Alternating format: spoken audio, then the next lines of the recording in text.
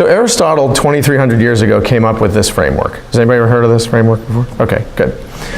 If you haven't, you're not going to be very persuasive without these three elements. And it was interesting, about 6 months ago, I was working with this company, and big engineering firm, and they do water management projects all around the country. And there was a woman who was in the training, and I put up this slide, and I said, so here are the three components of persuasion. And she came up to me afterward and she said, you know, I've been hitting my head against a wall for 6 months because I was working with this customer and I laid out this beautiful, logical case why we should do something. And it totally fell flat. And she said, I couldn't figure out why. She said, I've never made a better, more logical case than what I did. And she said, now I realize that it had nothing to do with logos, with logic. It actually had to do with pathos, which was the emotional sense that she knew that I was looking out for her best interest. And it didn't come across in all of that. And so a lot of the times when you're trying to persuade people to do something, it's not about logic. The challenge in negotiation is that there are tangible issues and interests that people have, like budgets and money, and there are intangible ones, right?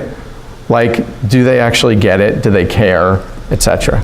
And so the three components of persuasion, if you really want to do this well, are ethos, so your credibility. Are you trustworthy? Why should someone listen to you? Right? Why are you the right mouthpiece? And maybe you're not. Maybe you need to find the right person, like an elected official, for example. We have so much credibility. But you also have to be very attuned to the fact that maybe what's going on is more along the lines of pathos, that they want you just to understand the problem and challenge in front of them. And this is the art of negotiation, which is paying attention to what is coming from the other side, reading them, and if their words don't meet their actions, you're missing something, right? So pay attention to the pathos piece of this. And a lot of us are uncomfortable with that because we're uncomfortable with emotions. And so we don't go down that road. But the key, if you want to really persuade somebody, is letting them know you understand that this is difficult for them or whatever it might be. And then there's the logic piece. The logic piece is where most of us come at this.